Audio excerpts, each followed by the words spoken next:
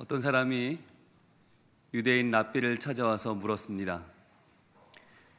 유대인들은 참 지혜로운 것 같습니다. 어떻게 그렇게 지혜로운 생각을 할 수 있나요?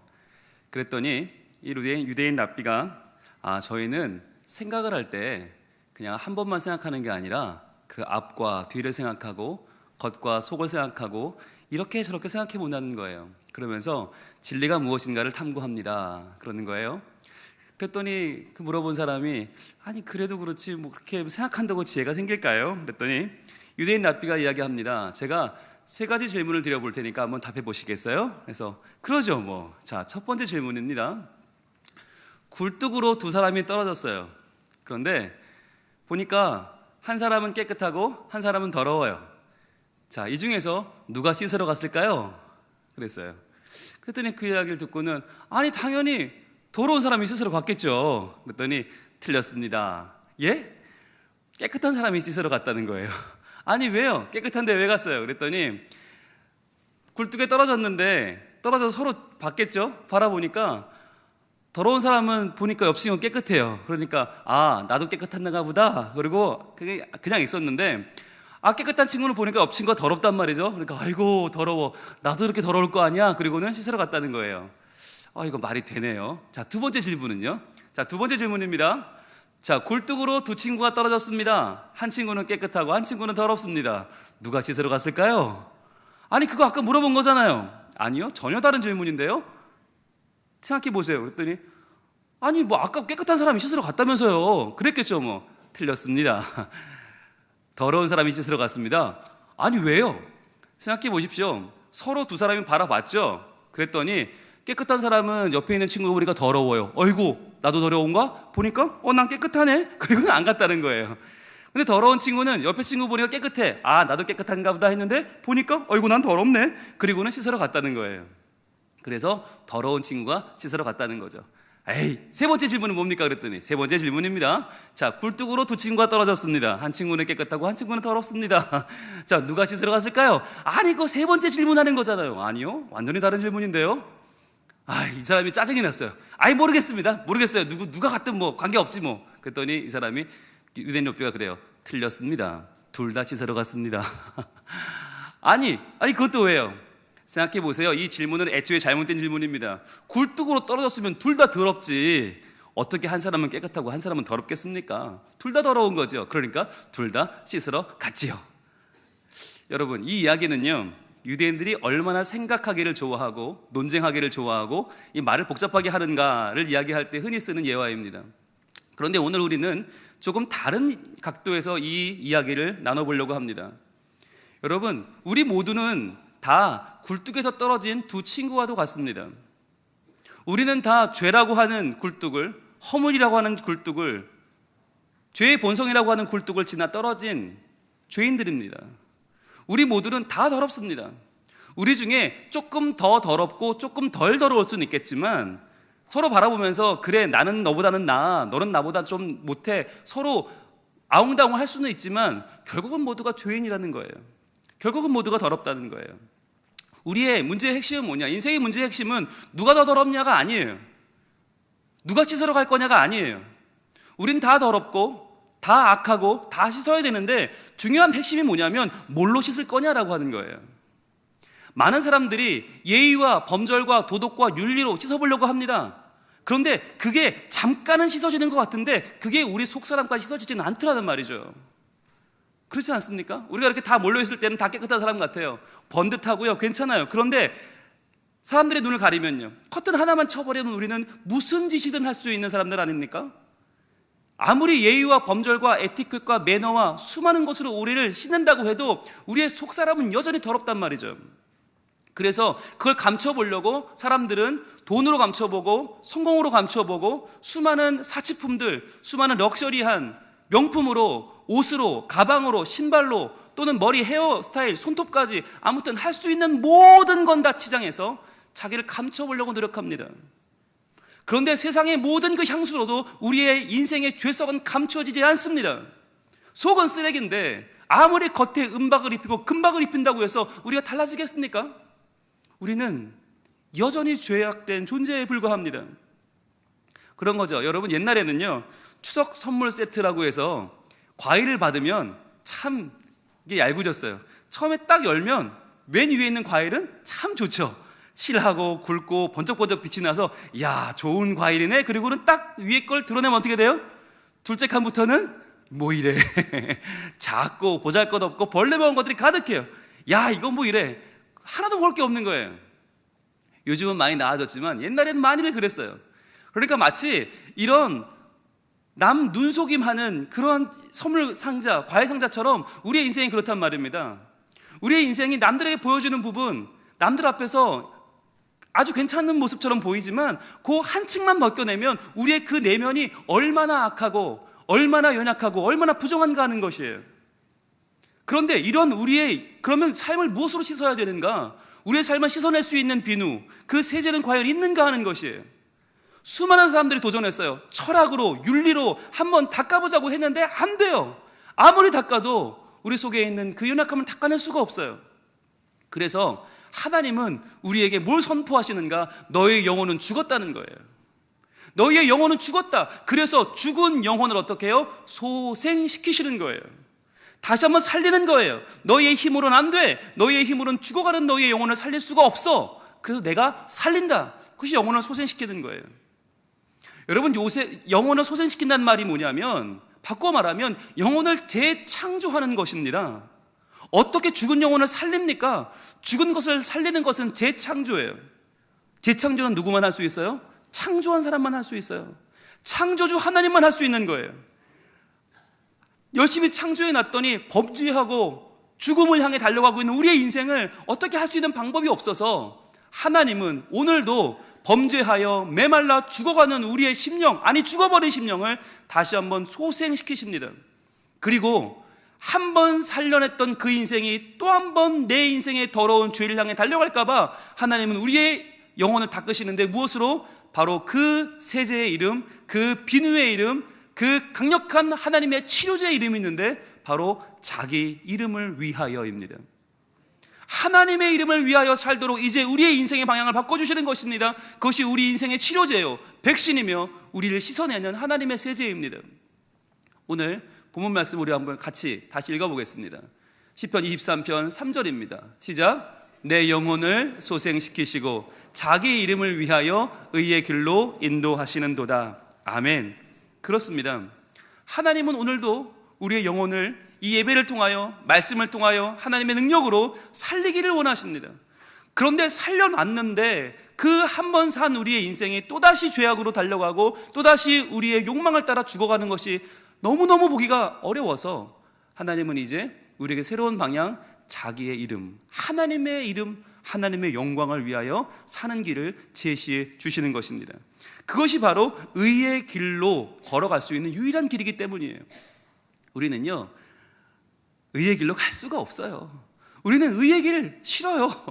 내가 잘 되는 길이 좋지. 내가 잘 먹고 잘 살아야지. 의가 뭐가 있고 정의, 공의, 우린 다 필요 없어요. 세상의 모든 행복과 복락, 아이고 됐다고 그래요. 나 하나 잘 먹고 잘 사는 게 좋은 이 연약한 우리들, 이 부족해 아무것도 이 세상에 유익이 되지 않는 이 죄인된 우리들 어떻게 하면 좋단 말입니까? 바로 하나님의 이름을 위하여, 하나님의 영광을 위하여 사는 것이 유일한 우리 인생에 가치 있게 살아가는 해결책임을 우리 주님 우리에게 보여주고 계시는 것입니다. 자, 그렇다면 여기서 한번 생각해 볼까요? 영혼은 살려놨는데 하나님의 이름을 위해 살지 않는다. 그러면 어떤 일이 벌어질까요?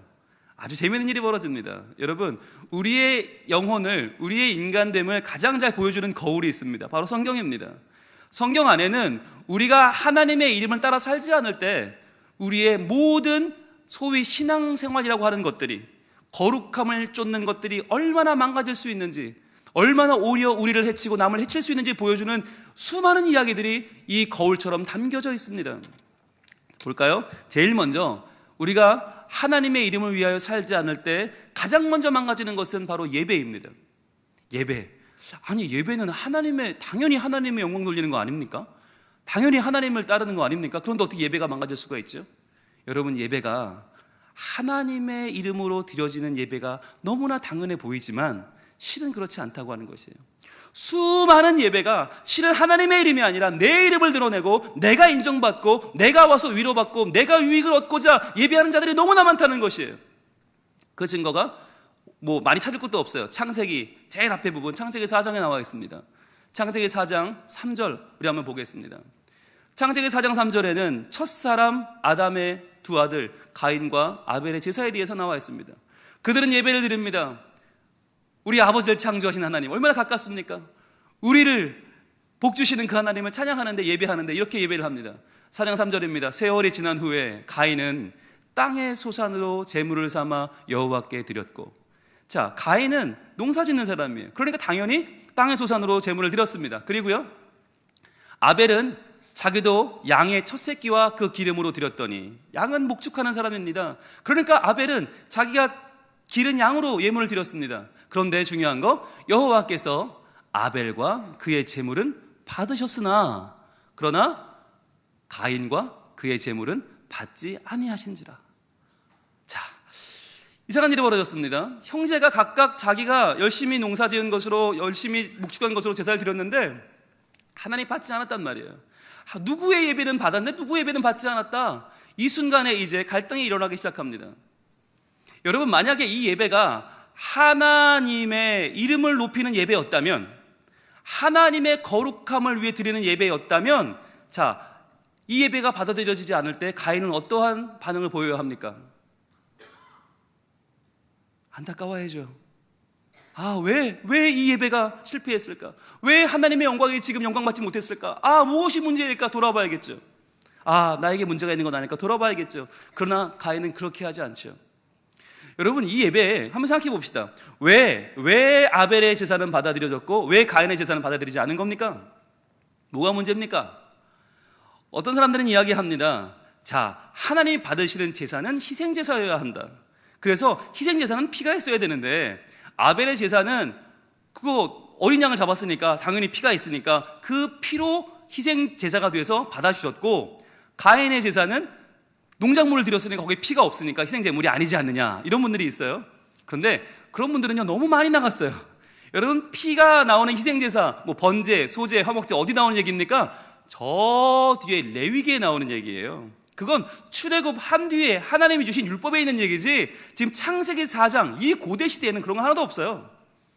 각자 자기가 농사 지은 걸로, 자기가 목축한 걸로 예배하면 좋은, 그게 되는 거예요.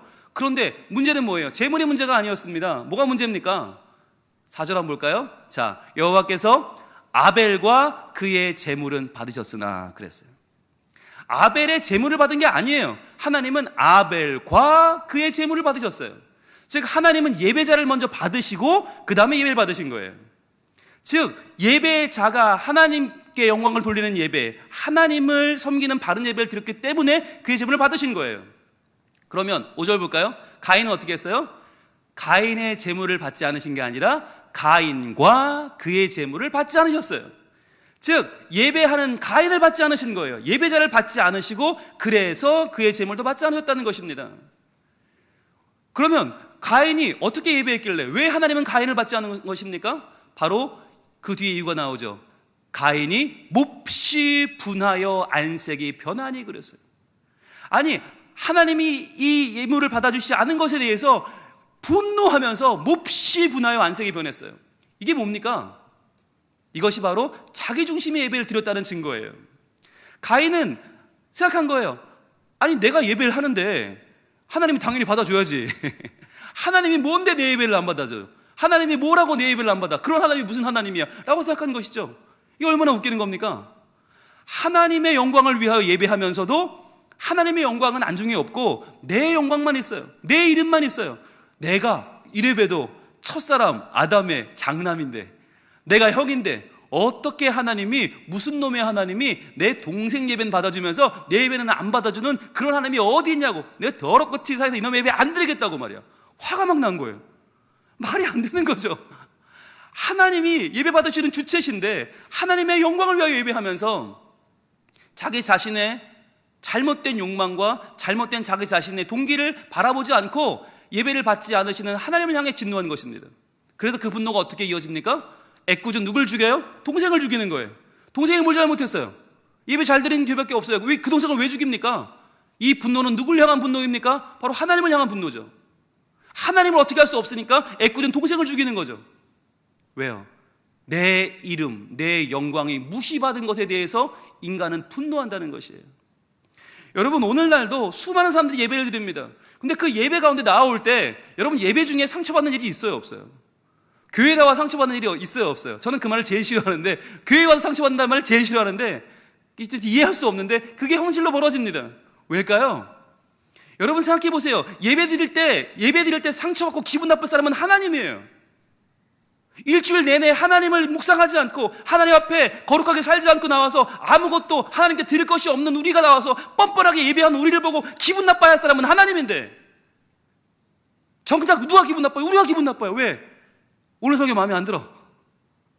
오늘 설교는 나한테 와닿지 않아. 저건 내 얘기가 아니야. 또는 저 얘기는 나에게 하는 얘기야. 기분 나빠.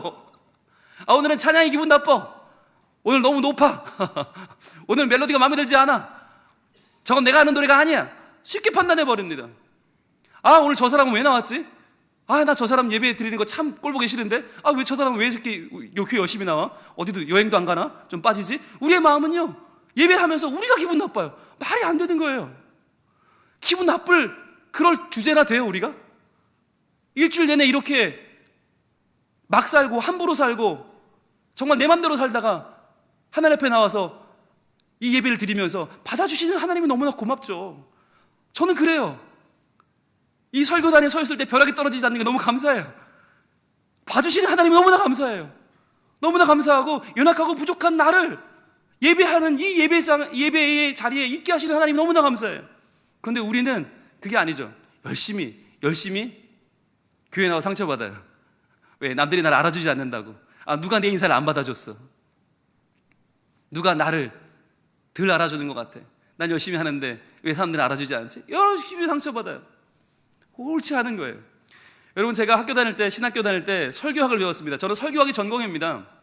설교학으로 석사를 하고 지금 박사를 하고 있습니다. 그런데 이 설교학에서 제일 제가 듣고 두려웠던 말이 있어요. 그 말은 뭐냐면, 설교는 설교자다라고 하는 말이에요. 설교는 설교자다. 이 말이 무슨 말인지 아십니까? 아무리 설교를 능숙하게 잘해도, 아무리 천연덕스럽게 설교를 잘해도 그 설교가 설교자의 몸에 배어있지 않으면 소용없다는 거예요. 아무리 은혜로운 설교를, 아무리 남을 변화시키는 설교를 해봤자 그 설교가 설교자와 유리되어 있으면 그것은 가짜다, 엉터리다, 그것은 아무런 의미가 없다는 거예요. 그러니까 설교자가 먼저 준비되어지지 않으면 그 설교는 아무리 좋게 들려도 그것은 쓰레기다라고 하는 무서운 말이에요. 그런데 여러분, 이 말에 동의하신다면 똑같은 말씀을 전 드리고 싶어요. 예배는 예배자입니다. 예배는 예배자예요.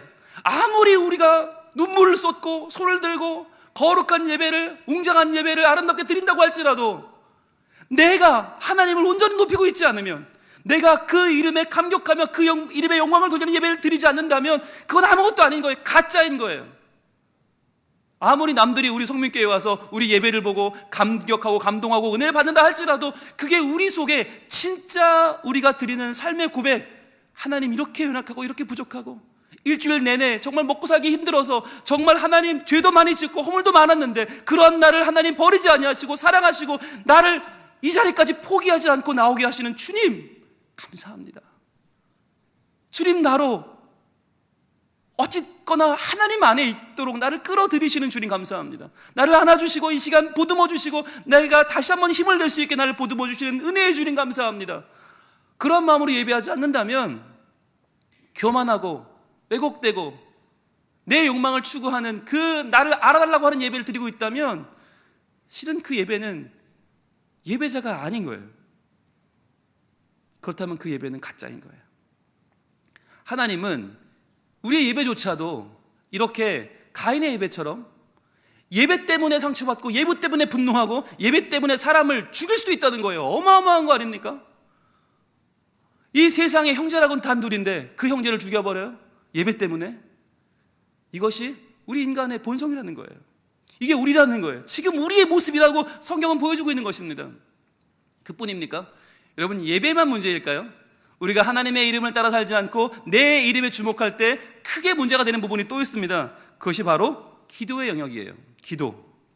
자, 여러분 기도라고 하면 우리는 늘 그렇죠. 아니 내 기도는 문제 없는데 나는 뭐 예수 이름으로 기도하고 있으니까 다 이루어지는 거 아닙니까? 우리 굉장히 마음을 놓아요. 그런데 여러분 보세요. 우리가 예배를 드려도 예배는 뭐 딴 사람 이름으로 드리나요? 하나님 이름으로 드리지. 하나님께 영광 돌린다고 예배를 드리면서도 속사람은 나로 꽉 차 있고 내 욕망으로 꽉 차 있고 내 유익을 취하는 우리의 마음처럼 기도도 똑같아요. 기도는 이름은 예수님 이름으로 기도합니다. 아멘. 그러지만 그 내용을 보시라는 거예요. 내용은 뭐가 들어있냐? 과연 하나님의 이름을 높이고 하나님의 이름의 영광을 돌리는 내용이냐? 아니면 순 내용은 내 거 주시옵소서, 당장 주시옵소서, 빨리 주시옵소서, 내끔 주시옵소서.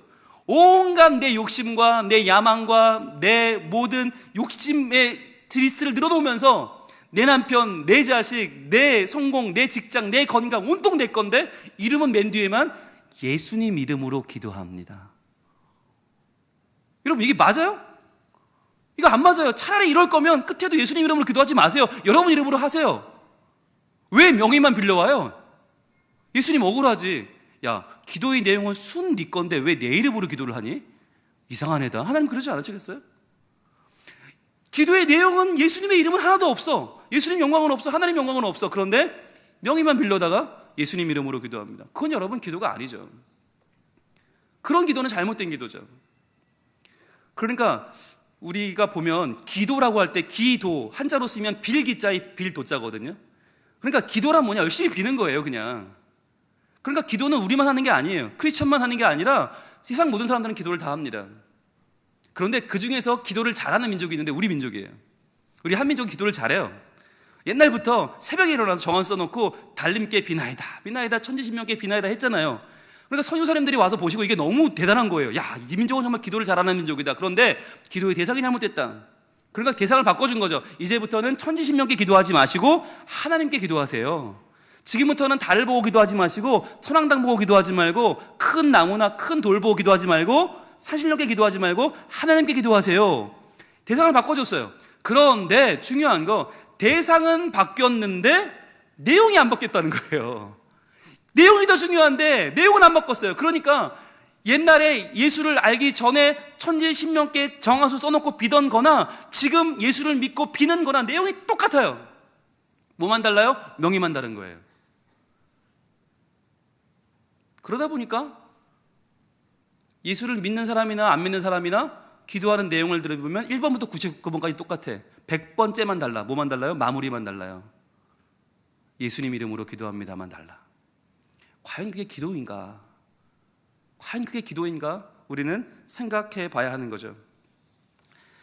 그건요, 정확하게 말씀드릴게요. 그건 신앙이 아닙니다. 그건 하나님을 이용하는 겁니다. 그건 예수님의 이름을 이용하는 겁니다. 신앙이 무엇이죠?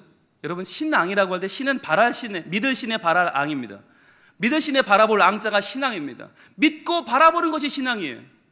그러니까 우리가 하나님께 기도할 때 신앙한다면 하나님의 영광을 구하고 하나님의 이름을 구하고 내 삶 가운데 하나님의 이름이 높아지시고 내 삶을 통해서 하나님이 내 주변 모든 사람들에게 영광 받으시는 것을 구하는 것이 신앙이에요. 하나님이 목적이 되는 거예요. 내가 바라보는 목적, 그 끝에 하나님이 계셔야 돼요. 그런데 우리는 뭘 신앙하죠? 우리는 뭘 믿고 뭘 바라보죠? 돈 바라보잖아요. 성공 바라보잖아요. 건강 바라보잖아요. 내 복만 바라봐요. 내 행복을 바라봐요. 내 가족의 행복을 다 구하면서 그것만 바라보면서 신앙은 그걸 다 하고 있으면서 기도는 하나님께 한대요. 거짓말이죠. 그렇지 않은 거예요. 여러분, 하나님께서 우리에게 소원이 있다면 저는 그런 소원이 있을 것 같아요. 기도를 좀 받고 싶다.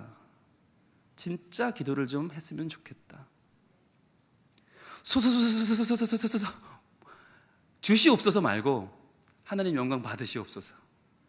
똑같은 소서라도 하나님 주여, 내 비록 미천한 나의 인생이지만 내 연약한 인생 통해서라도 하나님 영광 받으시옵소서.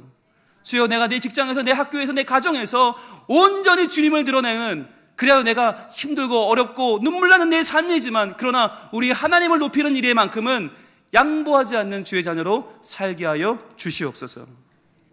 여러분, 현대 설교자 중에서 가장 큰 영향력을 미치는 설교자를 꼽자면 존 파이퍼 목사님입니다. 존 파이퍼 목사님이 이런 얘기를 했습니다. 세상이 교회로부터 필요로 하는 것이 있다. 그것은 십자가를 팔아서 나의 영화를 누리는 값싼 복음이 아니라 세상 속에서 외롭고 고독한 십자가의 길을 걸으면서도 꺾이지 않는 기쁨이다. 저는 이 이야기를요, 이번 설교 준비하면서 한 10번, 20번 읽었어요. 이러한 깨달음이 없다면 우리가 한 주간 살아가는 모든 것은 다 기복신앙이겠구나. 내 뜻을 구하는 것밖에 안 되겠구나. 다시 한번 읽어드릴게요. 세상이 교회로부터 필요로 하는 것은 십자가를 팔아 나의 영화를 누리는 값싼 복음이 아니라 세상 속에서 외롭고 고독한 십자가의 길을 걸으면서도 꺾이지 않는 기쁨이다. 여러분, 이런 기쁨을 소유하고 계십니까? 세상에서 힘들고 어려워요. 내가 세상에서 예수의 이름으로 뭘 누리고 뭘 받고 채워지고 이름을 내서 좋은 게 아니라 비록 외롭고 쓸쓸하고 고독한 길을 걷는다 할지라도 그 예수님의 십자가의 길을 걸으면서 세상에 꺾이지 않는 기쁨으로 충만해 있는 하나님의 사람, 그래서 세상에 여호와의 깃발을 꽂고 예수의 이름을 증거하는 참된 예배자, 참된 기도자로 살고 있는가 하는 것입니다. 여러분, 이것이 하나님이 우리를 영혼을 소생시켜 주시는 이유예요. 우리에게 자기의 이름을 위하여 의의 길로 우리를 인도하시는 이유예요. 그 하나님을 이 시간 다시 한번 붙잡을 수 있기를 원합니다. 주님, 내 욕망과 내 생각과 내 계획 속에 빠져있는 우리가 거기서 빠져나와 진정한 하나님의 나라에 이르르는 변화가 이 예배 가운데 있게 하여 주시옵소서. 그 기도가 우리 가운데 있기를 원해요. 그래서 우리 주님은요, 우리에게 기도를 알려주실 때, 제자들이 예수님께 예수님 기도를 좀 알려주세요 그럴 때 주기도문을 알려주시면서 가장 첫머리에 이러한 말씀을 알려주신 바가 있습니다. 마태복음 6장 9절입니다. 마태복음 6장 9절 같이 읽습니다. 시작. 그러므로 너희는 이렇게 기도하라. 하늘에 계신 우리 아버지여, 이름이 거룩히 여김을 받으시오며. 자, 가장 먼저 주기도문의 첫머리가 뭐냐? 하늘에 계신 우리 아버지여, 이름이 거룩히 여김을 받으옵소서. 이것이 첫 번째 기도예요. 가장 중요한 기도예요. 만약에 숨이 차서 더 이상 기도할 수가 없다? 여기까지만 해도 되는 거예요. 우리는 어디까지 가려고 그래요? 적어도 일용할 양식까지는 구해야지. 시험에 들게 마옵시고는 꼭 구해야지. 내가 정말 매번 욱하는 이심령을 어떻게, 주여 주여 나를 도우소서까지는 가야 돼요. 그런데 하나님은 아니라는 거예요. 예수님은 여기까지 가지 않아도 돼. 너의 기도가 거기서 끝나도 좋아. 아버지의 이름이 거룩히 여김을 받으시옵소서. 그렇다면 여러분, 아버지의 이름은 어떻게 거룩히 여김을 받습니까? 셀프로요? 혼자서 저절로요? 아니죠. 이 기도는 바로 내가 이렇게 하겠습니다라는 다짐이에요. 주님, 제가 여호와의 이름을 이렇게 거룩히 여기는 삶을 살겠습니다 라고 하는 적극적인 내 삶의 다짐을 담은 기도입니다. 여러분, 우리가 교회 다니는 분들 보면 설교 벌써 한 10년, 20년 이상 들었잖아요. 설교 많이 듣고 설교도 많이 알잖아요. 그러니까 반 신학자가 다 됐습니다. 반 설교자가 다 됐어요. 이제 여러분은 하나님의 이름이 중요하다? 이 정도는 다 알아요. 그런데 반 신학자인데 반 설교자인데 뭘로 넘어가지 않아서 문제인가? 이게 기도로 넘어가야 돼요. 기도로 넘어가면 어떻게 됩니까? 하나님의 이름이 거룩하다. 이게 기도로 넘어가면 하나님의 이름이 거룩히 여김을 받으시옵소서. 그 말은 곧 내가 그 이름을 거룩히 여기는 삶을 살겠습니다 라고 하는 다짐이고, 하나님, 제가 연약한 내가 그 하나님의 이름을 높이는 사람으로 살 수 있도록 주여 이번 한 주간도 믿음을 더하여 주시옵소서, 힘을 더하여 주시옵소서, 용기와 담대함을 주시옵소서. 아무리 내가 못나 터졌어도 그러나 하나님의 이름만큼은 자랑할 수 있는 하나님의 친정한 자녀로 살게 하여 주시옵소서. 그 기도로 연장되어야 한다는 것이에요. 오늘날 기독교인들이 머리는 꽉 찼고 입은 무슨 말들이든 잘하는데 이게 왜 안 된다? 넘어가질 않으니까. 기도로 넘어가지 않고 결단으로 넘어가지 않고 삶으로 넘어가지 않으니까 지금 여기서 정체에 걸려 있어요. 그래서 소형 공부 그거 뭐하러 하냐, 제자 훈련 뭐하러 하냐, 이런 얘기 많이 듣죠. 왜? 넘어가질 않으니까.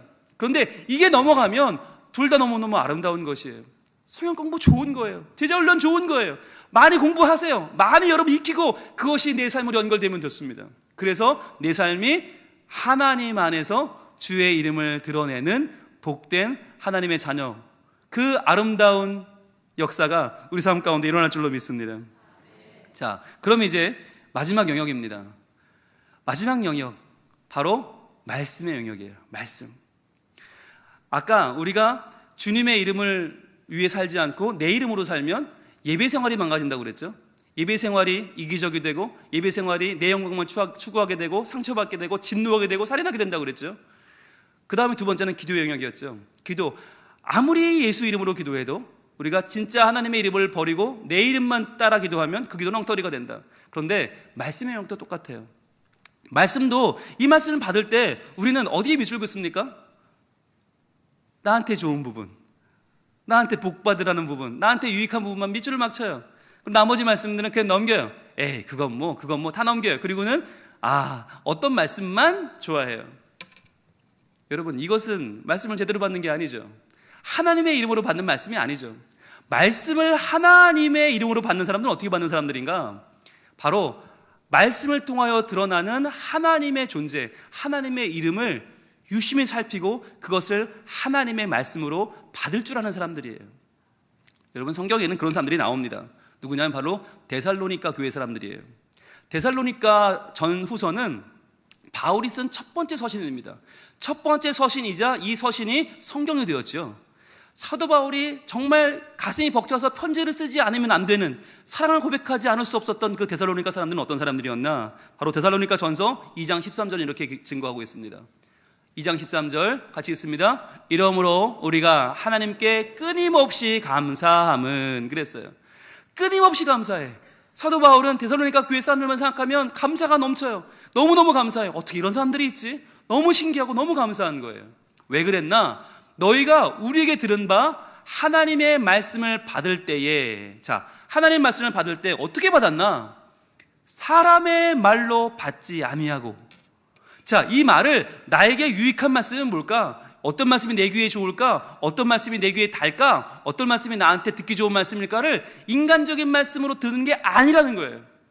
인간의 말, 사람의 말로 받지 아니하고 어떻게 했어요? 바로 하나님의 말씀으로 받음이니. 이것은 하나님이 주시는 말씀이야. 그러니까 우리가 나에게 달든 쓰든 이것은 하나님의 영광을 위하여 반드시 이 말씀을 행해야 돼 라고 말씀을 받되 하나님 말씀으로 받았단 말이에요. 그랬더니 진실로 그러하도다. 너희는 정말 그랬다는 거예요. 내 생각, 내 욕심, 내 성공이 아니라 하나님의 영광을 위하여 하나님 말씀으로 이 말씀을 받았다. 그랬더니 놀라운 일이 벌어졌는데 어떻게 해요? 이 말씀이 또한 너희 믿는 자 가운데서 역사하시느니라. 놀라운 일이 벌어졌어요.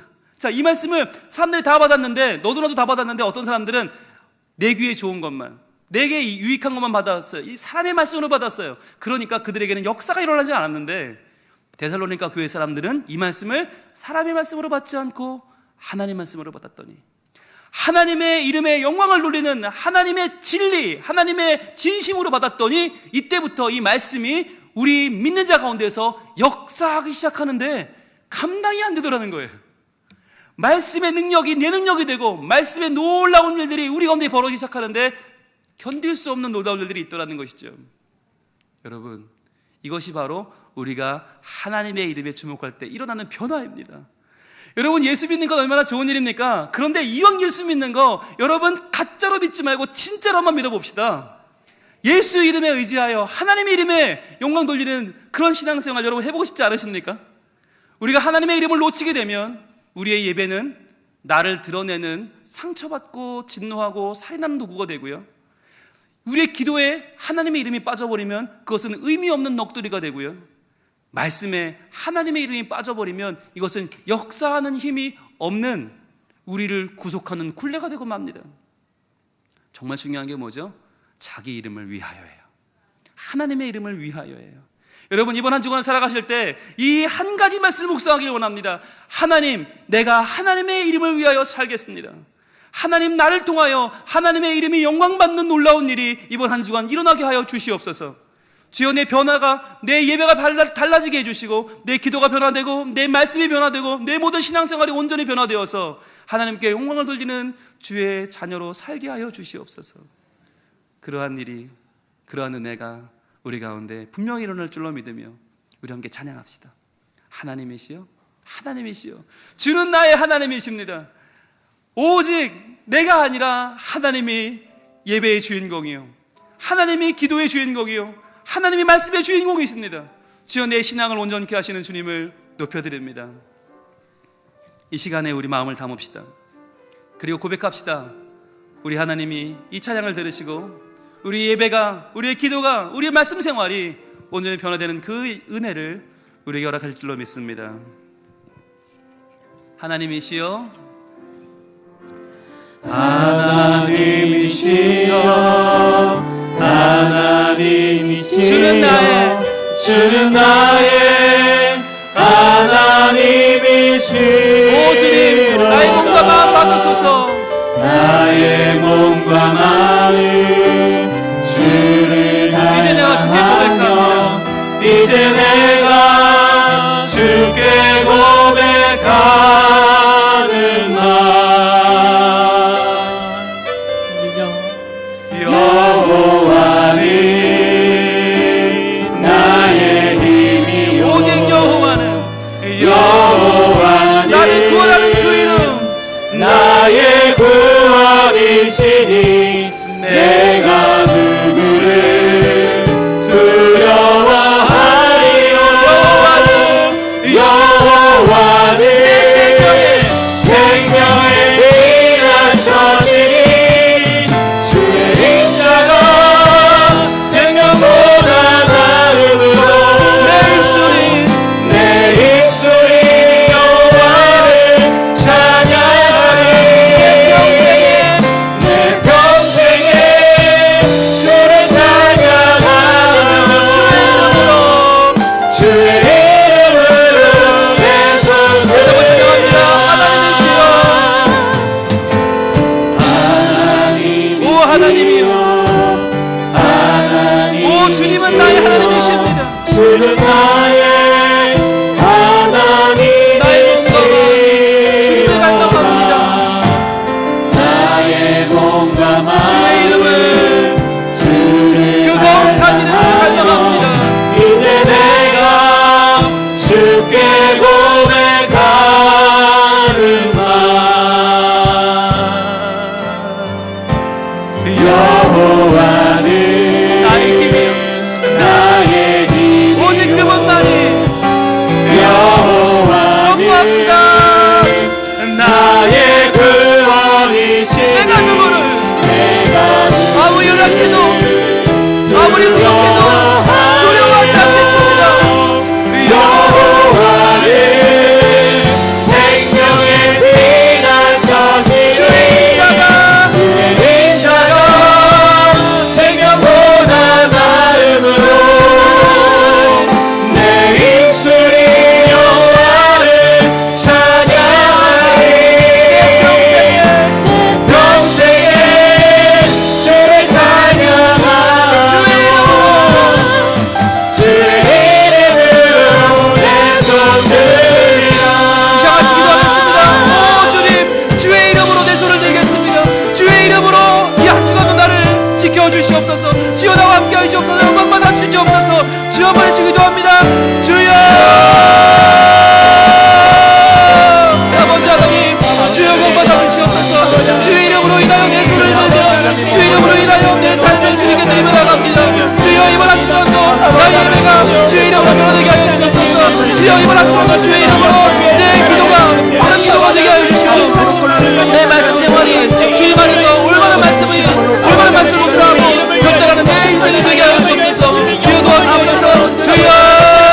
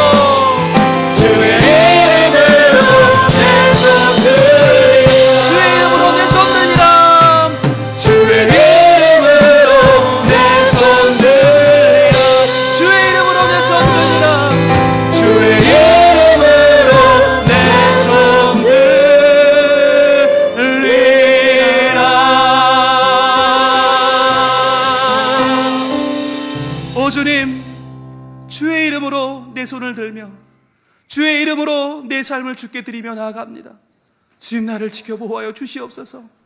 한 주간 살아갈 때 내 삶 가운데 비록 연약하고 부정하고 힘없고 온갖 더러운 것 가운데 살아가는 저희들이지만, 그러나 내 이름으로 살지 않고 주의 이름으로 살아 내 예배가, 내 기도가, 내 말씀 생활이 온전히 주님 안에 주께 영광 돌리는 복된 삶이 되게 하여 주시옵소서. 예수님 이름으로 기도합니다. 아멘.